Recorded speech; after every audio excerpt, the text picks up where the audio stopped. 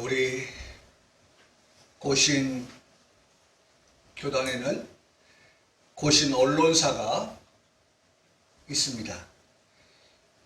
기독교 신문을 매주 발행을 합니다.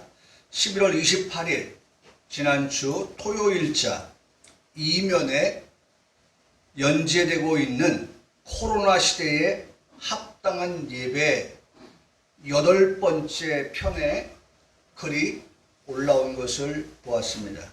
온 생명교회 안재경 목사님께서 기고한 글인데요.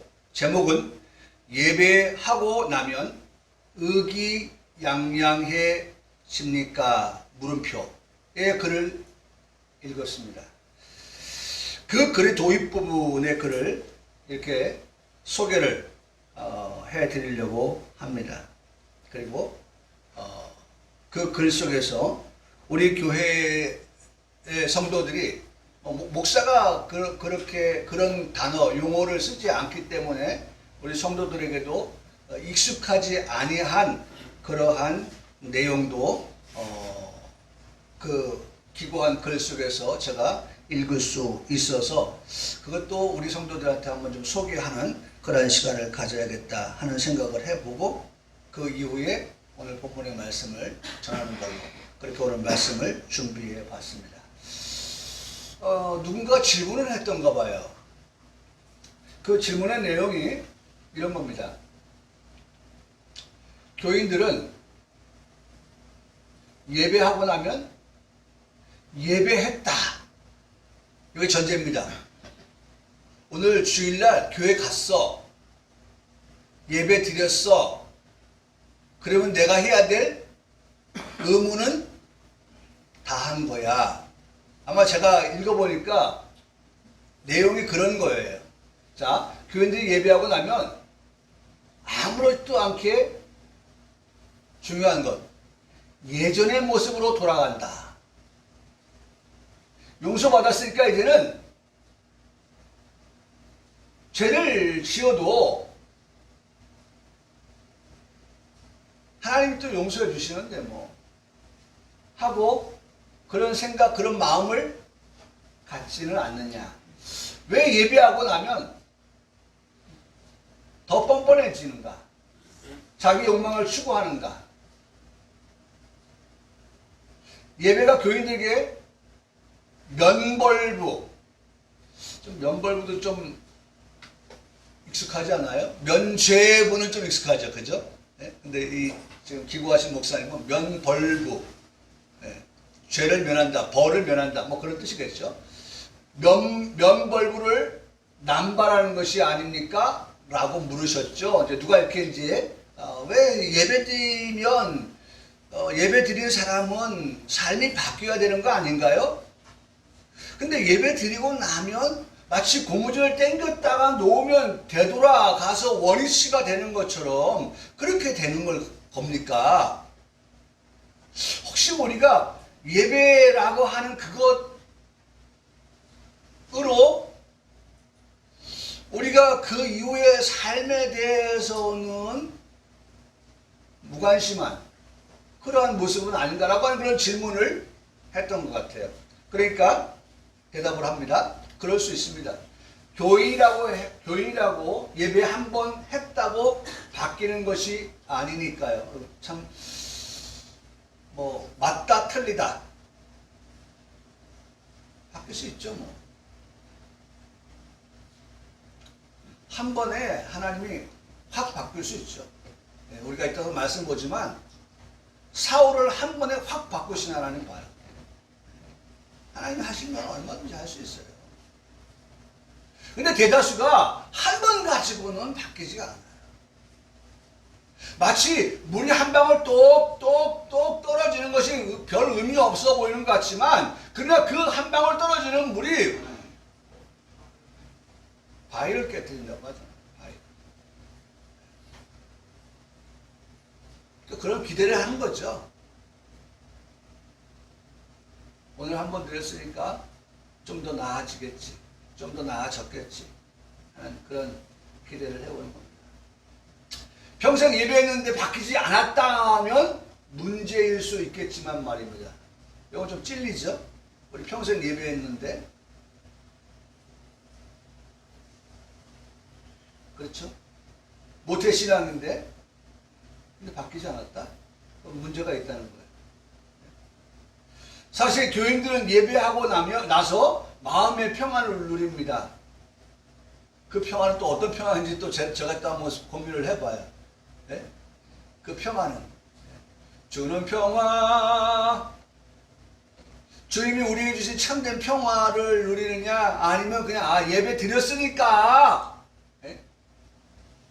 율법적인 예배죠. 예배 드렸으니까 하나님께서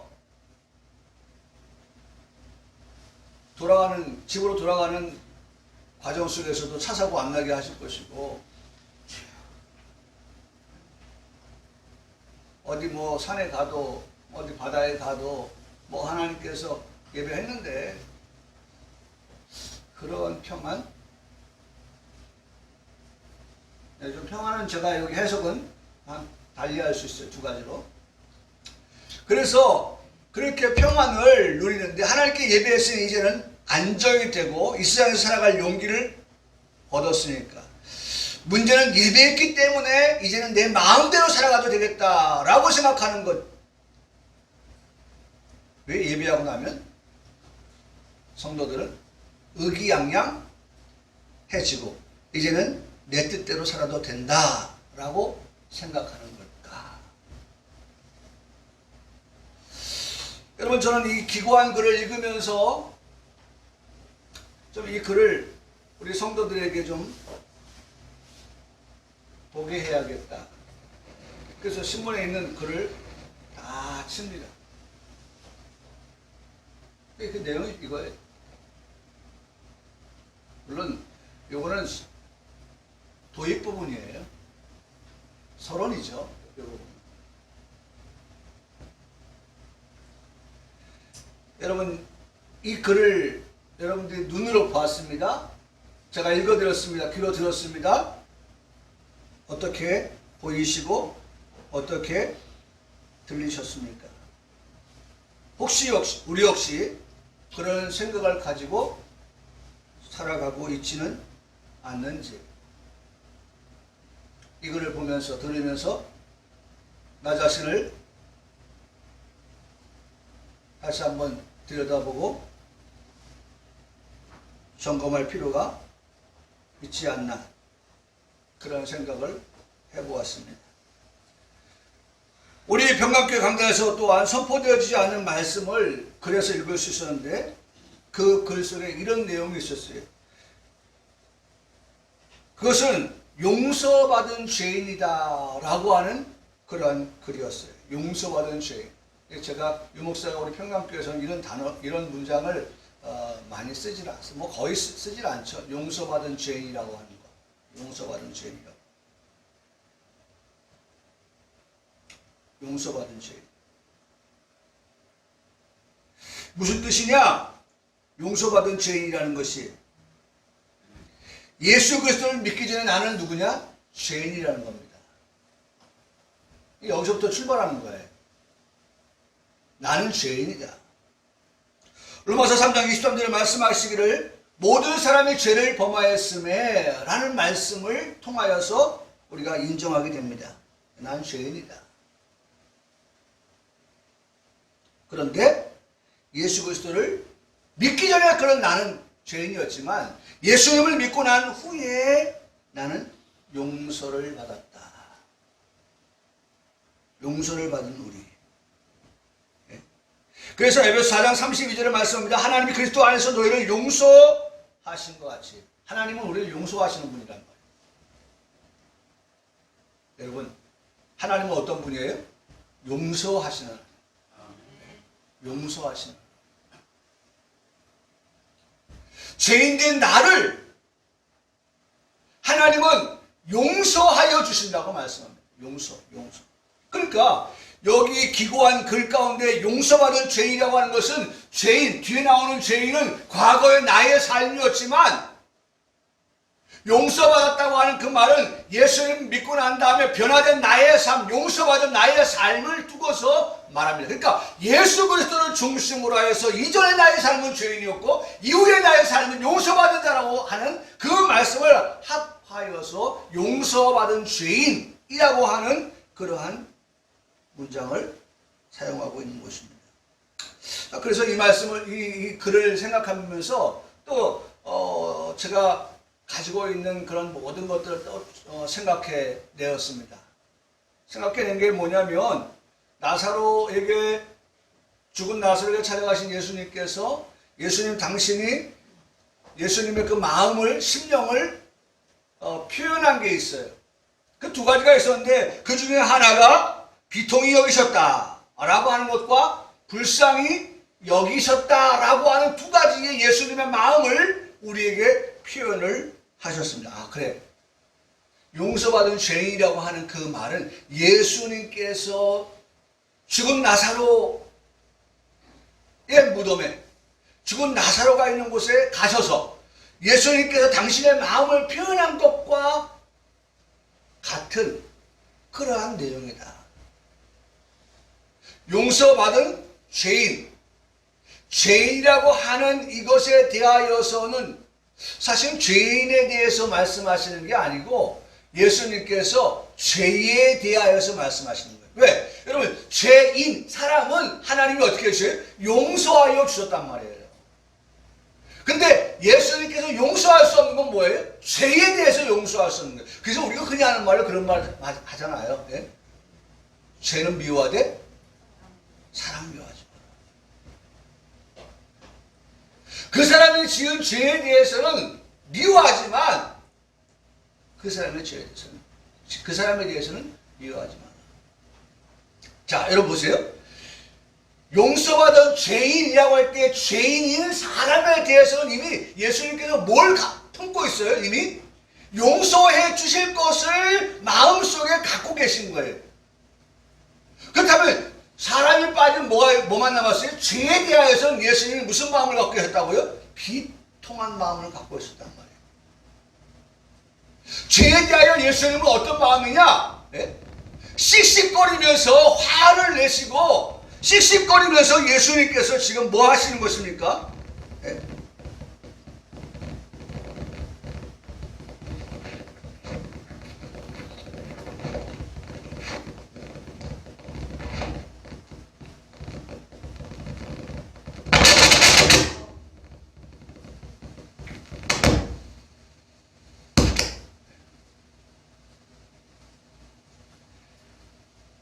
예수님께서 지금 그 죄에 대하여서는 대단히 화가 나시는 거예요.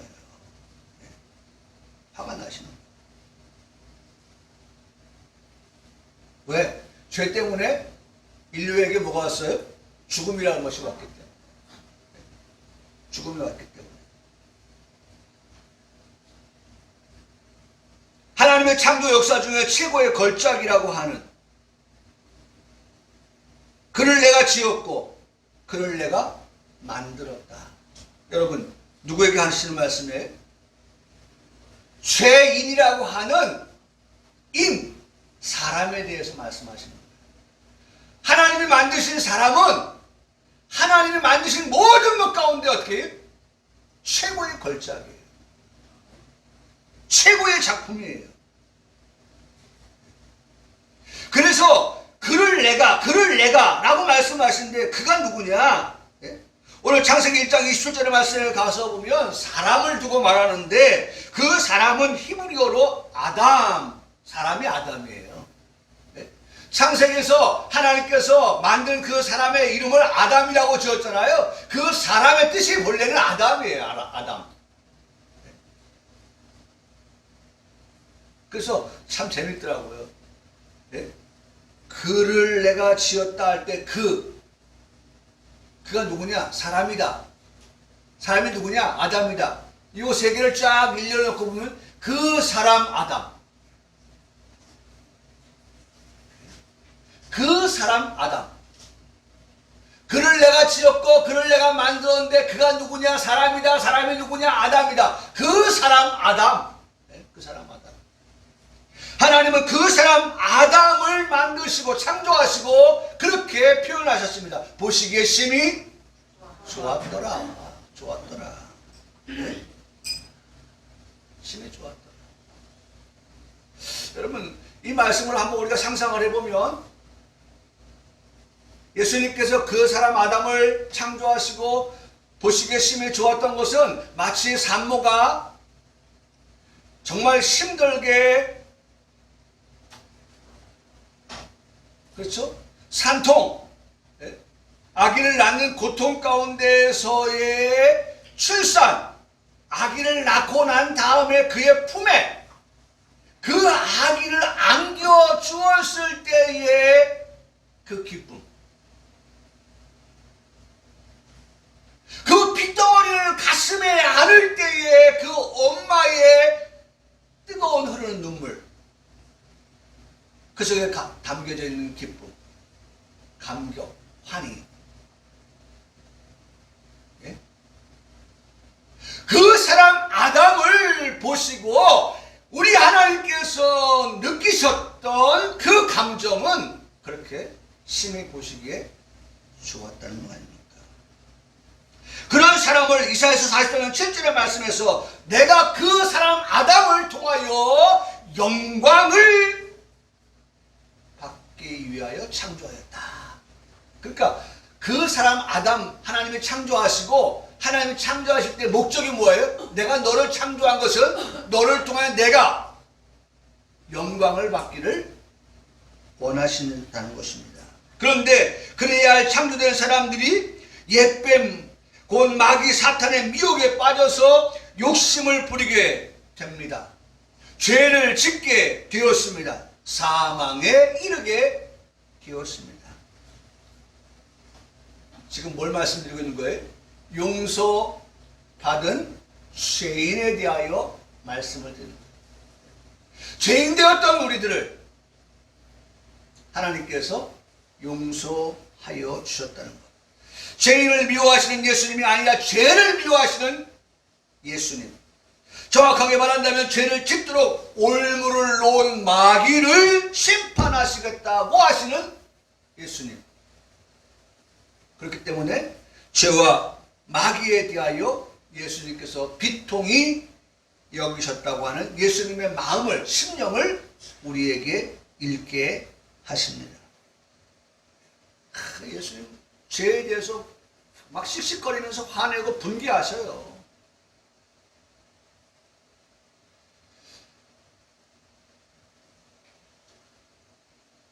여러분들의 말씀을 전하기 위하여 목사는 지난주의 말씀, 지지난주의 말씀, 모든 설교되어졌던 말씀들까지라도 포함해서 우리 성도들에게 다시 한번 기억해낼 수만 있다면 그 말씀들 다시 소환해가지고 말씀을 다시 가져와서 우리 성도들에게 다시 한번 들을 수 있는 기회를 그렇게 제공하려고 합니다. 그래요. 비통하다는 말은 그거예요. 예수님이 죄에 대하여서 비통하게 여겼다면 오늘 우리는 어떤 마음이 되어야 되느냐? 역시 예수님의 마음을 닮아서. 왜? 우리는 누구예요? 하나님의 형상대로 지음을 받았다고 하니까, 하나님의 형상대로 지음받은 우리가 우리의 모양대로라고 하는 그 모습대로 지음받은 우리라고 하면 예수님의 마음도 닮아서 예수님이 죄에 대하여 비통하게 여기셨다면 우리 역시도 어떤 마음을 가져야 되느냐? 비통한 마음을 가져야 돼요. 죄와 손을 잡는 게 아니라, 죄와 가까이 하는 게 아니라, 죄와 친구하는 게 아니라, 죄는 어떻게 해요? 멀리해야죠. 죄는 멀리해야죠. 까마귀 노는데 백로야 가지 마라. 죄에 물들지 아니하기 위해서는 우리가 죄를 멀리하는 것밖에 없어요. 죄가 우리가 왔을 때 죄를 물리치는 것밖에 없어요. 죄를 이기는 것밖에 없어요. 그게 예수님의 마음을 닮은 우리의 모습입니다. 그래서 히브리서 12장 4절은 말씀합니다. 때로는 우유부단한, 제가 이 단어를 씁니다. 우유부단하다. 이 우유부단하다고 하는 말은 어물어물 망설이기만 하고 결단성이 없는 것을 말합니다. 정말 단호함이 없는 거예요. 단호함이. 칼로 물을 썰고 칼로 두부를 썰듯이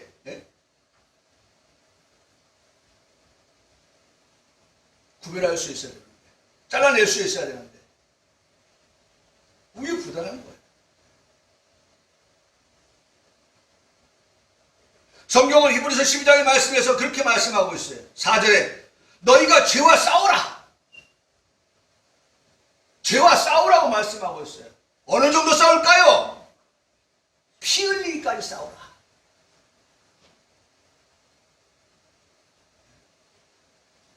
피 흘리는 것까지 감수해서 죄와 싸우라고 말씀을 우리에게 당부하고 있는 거예요. 피 흘리면서 싸울 수 있는 거예요. 여러분, 우리 왜 그런 말 하죠? 출혈이 심하다. 출혈이 있다 할지라도 싸우다 보면 코피도 터지고, 싸우다 보면 눈주째 찢어지고, 싸우다 보면 상처도 있고 부러지기도 하고 할 수 있어요. 싸우다 보면. 그러나 그런 것이 무서워서 죄와 손을 잡는다, 그가 아니라, 그런 우유부단함이 아니라 죄를 단호하게 결별을 하고 죄를 끊어내버리고 어느 정도? 피 흘리기까지 죄와 싸우라고 히브리서 12장 4절은 말씀을 하고 있습니다. 그럼에도 불구하고 그 성경의 말씀에는 우리 이렇게 말씀하고 있어요. 이게 어떤 면에서 우리 모습을 적나라하게 비추고 있는 말씀인지 몰라요. 뭐라고 사실은 표현하고 있냐면 너희가 죄와 싸우되 아직 피 흘릴까지 대항하지 아니하고. 우리 정말 아직에 머물러 있는, 그래서 대항하지 못하고 있는 그런 우리의 모습, 우리의 현주소가 아닌가라고 하는. 왜냐하면 예수님은 지금 죄에 대해서 비통한 마음을 가지고 계시는데 우리 역시 그런 비통한 마음을 가지고 씩씩거리면서 화를 내면서 분개하면서 죄를 단호하게 내가 처단한다, 멀리한다 라고 하는 그런 결심과 그런 결의가 우리에게 예배를 통해서 이러한 외식적이고 외형적인 것 말고 정말 우리가 예배를 통해서 우리 마음의 말씀을 듣고 하나님이 이거는 기뻐하시는 일이고 하나님이 이걸 기뻐하지 아니한다고 하는 것에 대하여 구분을 명확하게 짓고 우리가 거기에 따라서 삶을 살아가겠노라고 하는 그런 굳은 결의를 하는, 결심을 하는, 의지를 다지는 그러한 그 사람 아담이 되어야 한다는 것입니다. 여러분은 사람 아닙니까? 여러분이 아담 아닙니까? 하나님이 내가 지었다, 내가 만들었다, 목적은 내 영광을 위하여다 라고 하는 그 목적에 걸맞는 우리의 삶이 되기 위해서 하나님께 영광을 돌려드리는 그런 삶을 살기를 원한다고 하면 오늘 우리에게 들려주신 예수님의 마음이 내 마음이 되고 내 마음이 예수님 마음과 같아서 그야말로 이심전심,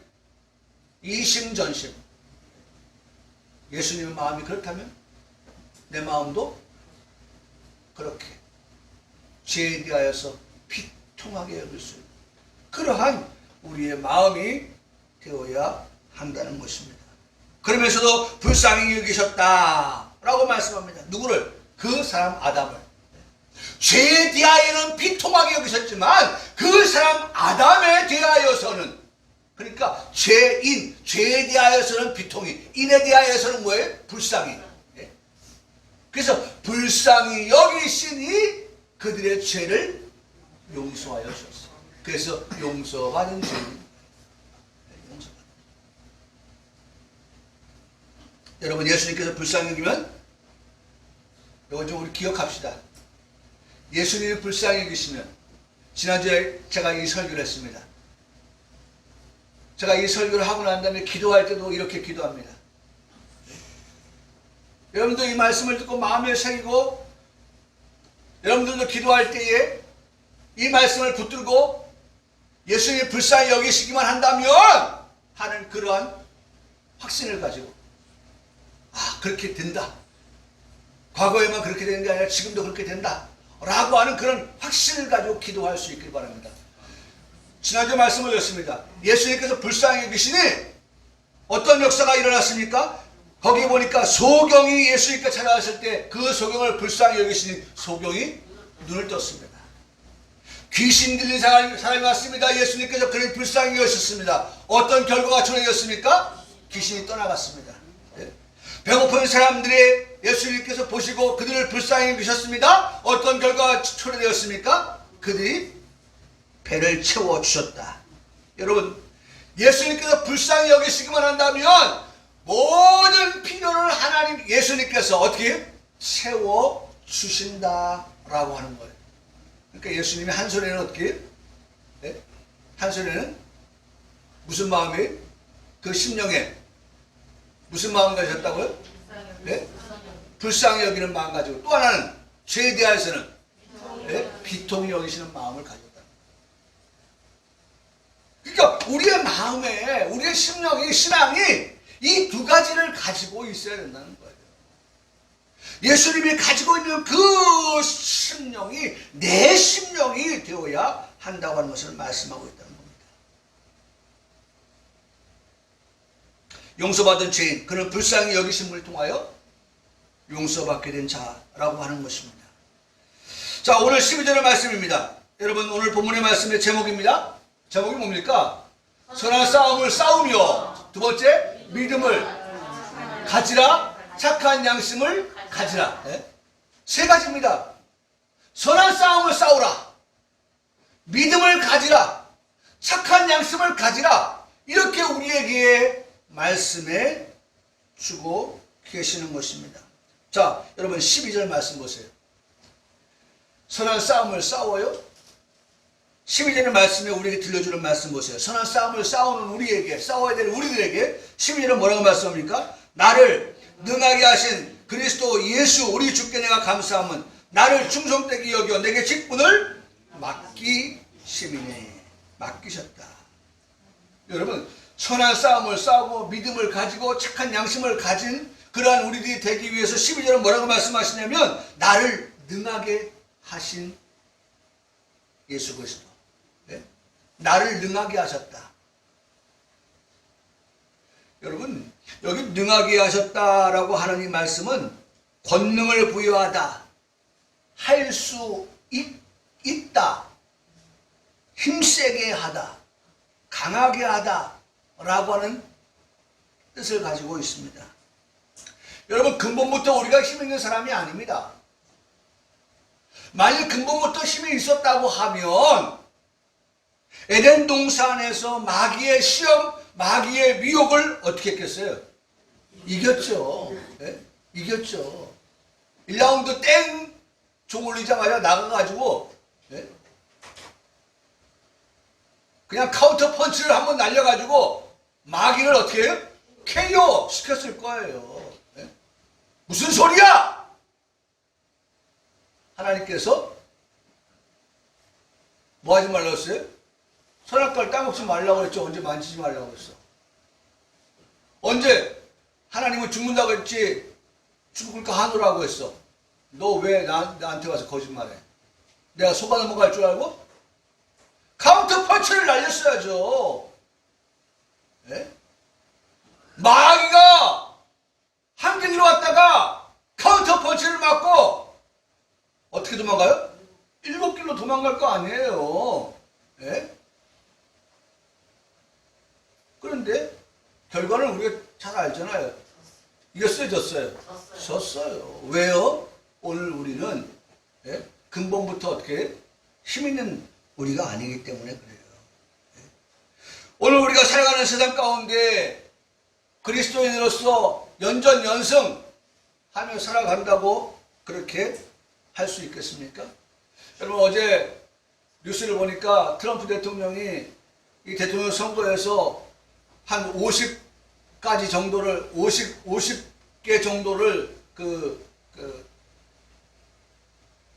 심판을 요청했던가 봐요. 그런데 한 군데에서만 이기고 47군데에서 졌다는 거예요. 그러니까 이게 끝난 거죠, 뭐. 끝난 거죠. 그래도 트럼프는 한 군데서는 이겼어요. 우리의 삶을 들여다보세요. 한 군데라도 이기는 곳이 있는가? 네?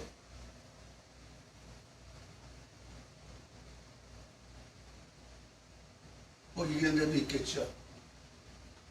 이김의 삶을 살아가는 우리의 삶이 또 돼야 되겠죠.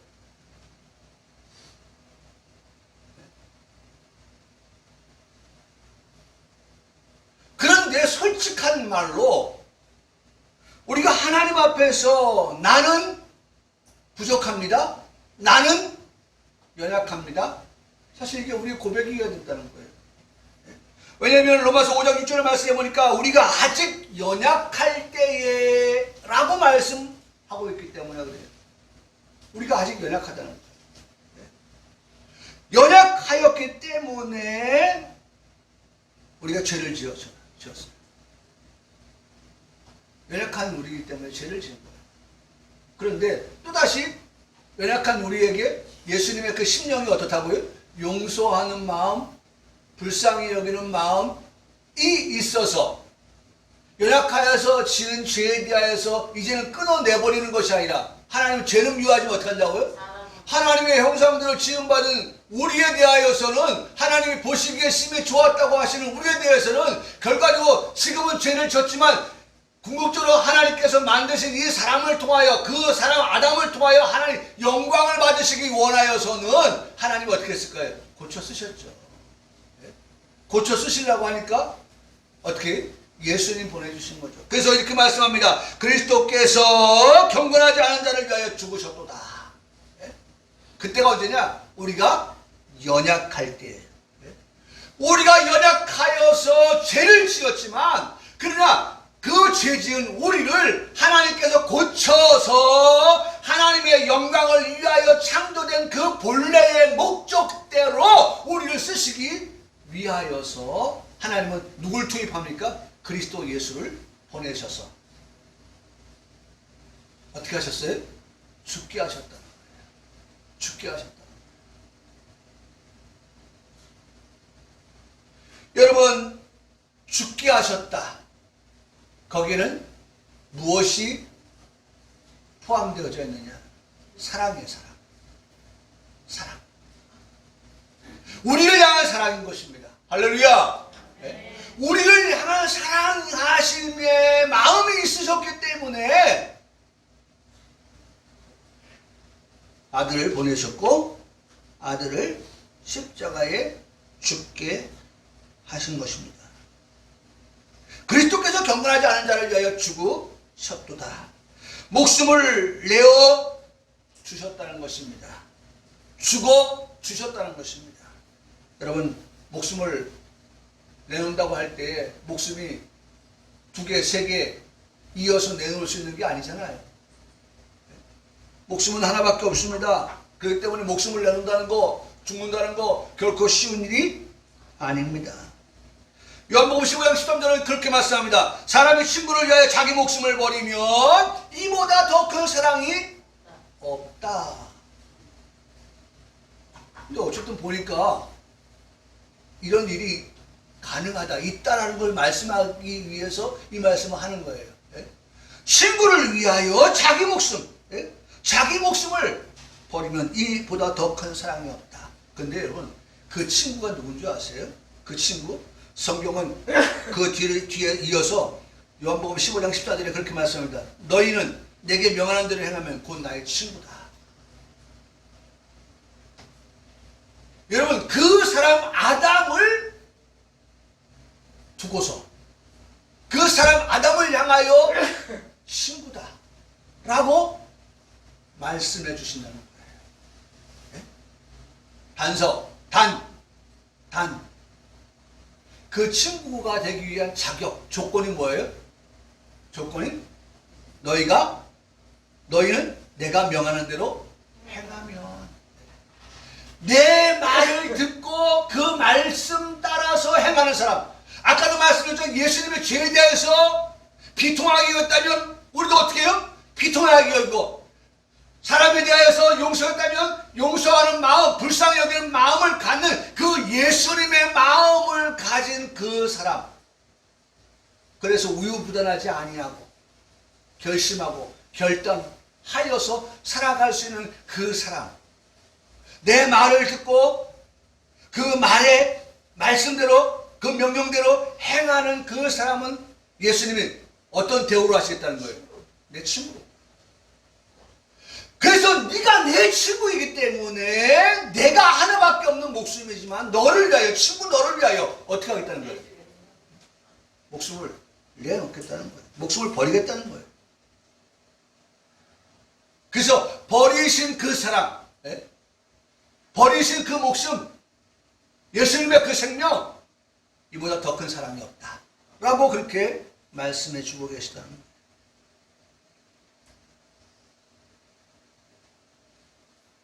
그래서 저는요, 이 말씀을 준비하면서 12절, 13절, 14절, 15절, 14절, 15절, 16절 매 절마다 제가 써놓은 단어 하나가 있어요. 그래서 제목을 나중에 이걸로 잡을 걸 그랬나? 너무 길지?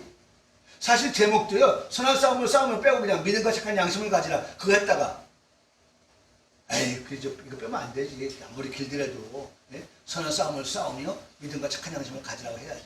그랬다가 그것도 그런데 이 제목은 어떨까? 여러분, 이 제목이라고 하는 것은요, 내가 감사함은 이라는 거예요. 내가 감사함은. 12절 말씀에 나를 능하게 하신 그리스도 예수 우리 주께 내가 감사하다. 12절도 내가 감사한다. 13절도 내가 감사한다. 여러분, 구구절절이라고 하는 표현을 썼어요, 저는. 예? 그야말로 구구절절이 12절, 13절, 14절, 15, 16, 17, 18, 19 모든 말씀들 하나하나마다의 하나님의 말씀 가운데는 내가 감사할 것밖에 없는 그러한 말씀들이 담겨져 있다. 그래서 범사에 감사하는 거예요. 정말 감사할 것밖에 없다고요. 12절에 뭐예요? 내가 어떻게 연약한 자예요. 근데 그분이 나를 어떻게 어떻게 하셨어요? 여기 말씀 그대로 보세요. 능하게 하셨다. 힘있게 하셨다. 그 말씀이라고 했죠? 강하게 하셨다. 그 다음에 할 수 있다. 할 수 있다. 우리 잘하는 말씀입니다. 할 수 있다 하시니가 나의 능력에 전하니 할 수 있거든이 무슨 말이냐? 믿는 자에게는 능치 못함이 없다. 그 할 수 있다. 누굴 믿으면? 예수 그리스도를 믿으면. 믿으면 하나님이 하시는 일이가 보라. 믿으면 보라.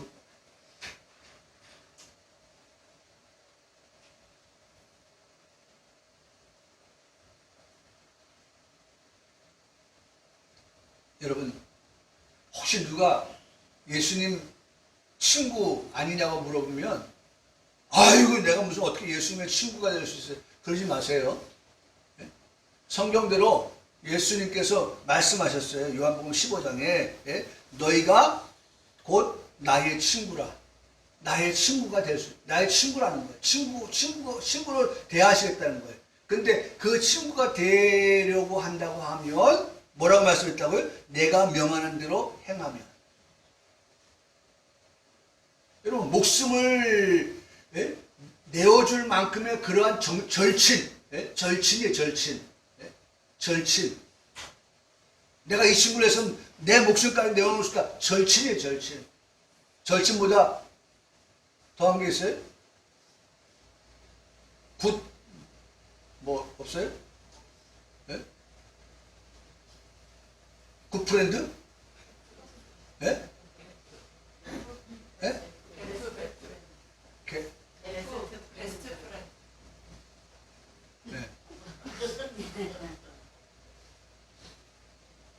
네. 베스트 프렌드?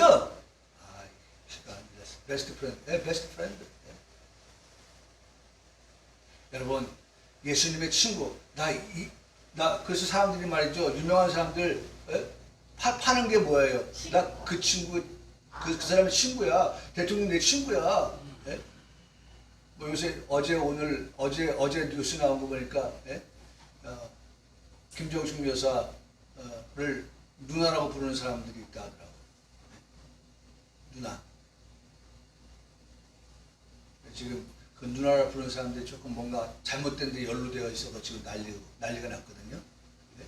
이렇게 보면 누나라고 하는 사람들 조금 조심해야 돼요. 우리 저기 지금 미추홀구에도 누나라고 했던 박근혜 대통령 누나라고 했던 분이 있었거든요. 네. 물론 그분은 이번에 국회의원 네, 출마했다가 됐죠. 네.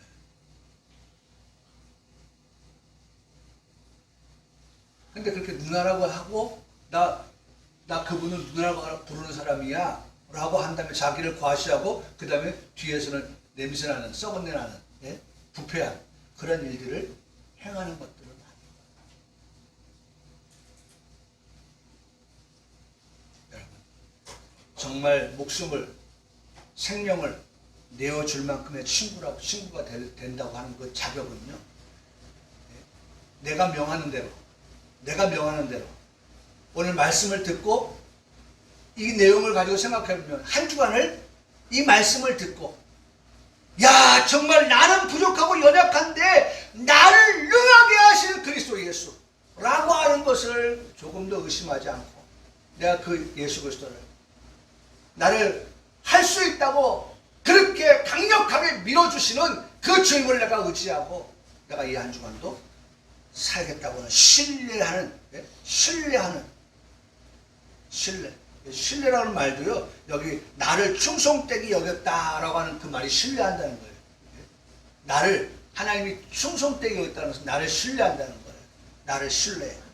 나를 믿을 만한, 대상이 믿을 만한, 하나님 나를 보실 때 그래 너한테 10분을 맡길 만큼 내가 너를 믿음이 간다. 신뢰가 간다. 참 내가 너를 진실하게 본다. 라고 하는 그러한 평가를 받는. 여러분 저는 이 말씀 오늘 마치고 이 말씀을 들고 오늘 하나의 말씀을 마칠게요. 이 말씀 보고 마칩시다. 적어도 우리가 하나님 앞에 부족한 사람 많습니다. 그러니까 요셉도 잘 나갈 때에 그 잘 나가는 것을 배경으로 해서 요 다음에 사고치는 일이 발생을 합니다. 요셉은 사고를 안 쳤지만 요셉으로 하여금 요셉의 자리에서 끌어내리려고 하는 그러한 미혹이 옵니다. 보디발의 아내가 미혹을 합니다. 요 뒤에 장면이 요 7절에 네? 여러분 이거 잘 봐야 돼요. 우리는 부족하기 때문에 연약하기 때문에 요 7절에서 요셉도 무너질 뻔했던 그러한 과거가 있습니다. 네? 그런데 요셉이 거기까지 가지 않고 하나님께 은혜를 받았던 그 모습들을 한번 우리가 나누고 말씀 마치려고 해요. 우리 한번 볼까요? 요셉이 39장 1절, 창세기 39장 1절이에요. 이 말씀을 잘, 오늘 말씀은 여기서 끝납니다. 이 말씀을 잘 듣고 정말 우리가 평생을 감사하며 살아갈 그러한 위치에 놓이기를 원한다면 이 말씀을 마음에 새길 수 있게 바랍니다. 요셉이 어떻게 처신했는지, 요셉이 하나님 앞에, 요셉이 자기 상전 앞에 어떻게 하나님과 사람 앞에 어떻게 처신했는지에 대한 것들 한번 좀 우리가 배우면 좋겠습니다. 요셉이 이끌려 애굽에 내려갑니다. 요셉이 지금 참 원치 않게 이런 신세가 되었어요. 자, 애굽에 내려가서 바로의 친위 대장 애굽 사람 보디발이 그를 그리로 데려간 이스마엘 사람의 손에서 요셉을 샀다. 사람을 사고 파는 그러한 시대에 요셉이 지금 팔려갔고 그 다음에 팔려가는 신세가 된 거예요. 팔렸어요. 보디발에게. 여호와께서 요셉과 함께 하심으로 할렐루야. 네. 여러분 이번 한 주간도 요셉 그 이름 앞에 유동환 여러분들의 이름을 쓰고 그 유동환과 누가? 여호와가 함께 하신다. 여호와께서 함께 하신다. 그 결과 그가 형통한 자가 되었다. 여러분 여기에 뭘 붙이지 마세요. 다른 거 붙이지 마세요. 정말 우리가 형통한 삶을 살기를 원하십니까? 그러면 여호와와 어떻게 해요? 함께 하십시오. 아침에 일어날 때 여호와와 함께 눈을 뜨고, 하루를 살면서 여호와와 함께 동행을 하고, 그리고 마치고 자리에 누워서 눈을 감을 때 여호와 그분과 함께하고. 왜? 우리는 피곤할 때 눈을 감고 자지만 그 함께 하시는 하나님은 어떻게 해요? 졸지도 아니시는 분이고 주무시지도 아니하시는 분이기 때문에 그 하나님께서 나는 눈을 감고 피곤해서 잠이 들다 할지라도 그 하나님께서 나를 어떻게 해요? 자는 시간에도 나를 지켜주셔요. 나를 보호하여 주셔요. 나와 함께 하셔요. 할렐루야. 네? 요셉이 그랬단 말이에요. 여호와께서 요셉과 함께 하시고. 네? 참 요 말씀도 정확하게 본다면 요셉이 여호와와 함께 하는 게 아니라 주체가 뭐예요? 여호와께서 요셉과 함께 하셨어요. 그러니까 그것은 뭐예요? 요셉이 하나님 앞에서 충성되이 여겼다. 믿을 만한 대상이 되었다는 거예요. 그러니까 네가 말하지 않아도 내가 너와 함께 하나. 네가 뭘 말하지 않아도 내가 너와 함께 해. 그리고 내가 너를 형통하게 해주마. 이거 막 안달이 난 거야. 여호와께서 요셉에게 그런 마음이 막 그 득심함이 열심히 막 생기는 거예요. 요셉이 가는 곳이면 내가 어디든지 같이 가고, 요셉이 하는 일이면 내가 무엇이든지 함께 하겠다. 그런 마음이 하나님의 마음 속에서 읽어지는 거예요. 여러분 주체가 한번 바꿔보세요. 요셉이 여호와와 함께 하심으로, 여러분 이렇게 표현해 될 수 있는데, 그러면 요셉이가 되니까 주어가 누구예요? 요셉이 되는 거예요. 근데 여기서는 뭐예요? 여호와께서, 여호와가 주체가 되는 거예요. 누구를? 요셉을. 그리고 함께 하셨다는 거예요. 그래서 그가 형통한 자가 되었다. 그의 주인 애굽 사람의 집에 있으니 그의 주인이 여호와께서, 이제 사람과의 관계입니다. 그 주인이 여호와께서 그와 함께 하심을 보며, 여러분 이방 사람이에요. 근데 요셉이 여호와께서 함께 하신다는 것을 보여주는 삶을 살았던 거예요. 보면 기도하면서 살고, 모든 것을 하나님께 물으며 살고, 그런 모습을 보였는지 모르지만 어쨌든 보디발이 여호와께서 요셉과 함께 한다는 것을 본 거예요. 여호와께서 그의 범사에 형통하심을 보았다. 보디발이 봤다는 거예요. 그래서 그것을 인정받으니 어떻게 되나 보세요. 요셉이 그의 주인에게 은혜를 입습니다. 섬기게 됩니다. 그가 요셉을 가정 총무로 삼습니다. 자기의 소유를 다 그의 손에 위탁합니다. 위탁해요. 그가 요셉에게 자기의 집과 그의 모든 소유를 다 주관하게 한 때부터 여호와께서 요셉을 위하여 그 애굽 사람의 집 보디발의 집에 복을 내리십니다. 그 복은 누굴 보고 내리시는 복입니까? 요셉을 보고 내리시는 복입니다. 네? 여호와의 복이 그의 집과 밭에 있는 뭐예요? 모든 소유에 미쳤다. 주인이 그의 손을 다 요셉의 손에 위탁했다. 위탁이란 말이 두 번 나옵니다. 자기가 먹는 음식을 외에는 간섭하지 아니하였더라. 요셉은 용모가 빼어나고 아름다웠더라. 고 말씀합니다. 자, 왜 제가 이 창세기 39장 1절에서 6절에 요셉을 말씀하고 있습니까? 왜 말씀을 드립니까? 하나님 앞에서 사람도 사람에게 그렇게 정말 인정받으면 모든 것을 다 위탁하듯이, 모든 것을 다 위탁하듯이, 다 위탁했어요. 위탁하듯이 오늘 우리도 정말 하나님 앞에서 충성되이 여겨지기만 하면 하나님이 모든 것을 어떻게 맡기신다는 거예요. 맡기신다는 거예요. 위탁한다는 거예요. 그래서 오늘 12절의 말씀 결론, 우리는 어떤 존재냐? 부족한 존재다. 연약한 존재다. 그러나 나는 부족하지만, 나는 연약하지만, 그러나 나를 능하게 하신 그리스도 예수가 내 안에 계시다. 그분을 내가 모시고 살고 있다. 그분과 함께하고 있다. 그래서 내가 늘 감사하며 살 수밖에 없는 것은 그럴 주님께서 나를 능하게 하고 힘 주시고 능력 주시고 할 수 있게 하셔서 내가 직분을 맡았을 때 주님께서 나를 충성되게 여기서 하나님이 나에게 이것도 맡기시고 저것도 맡기셨다. 여러분 오늘 그렇게 하나님 앞에서 인정받는, 사람 앞에서도 인정받는 우리 평강교회 성도들 모두가 다 되시기를 주님의 이름으로 간절히 축복합니다. 아멘.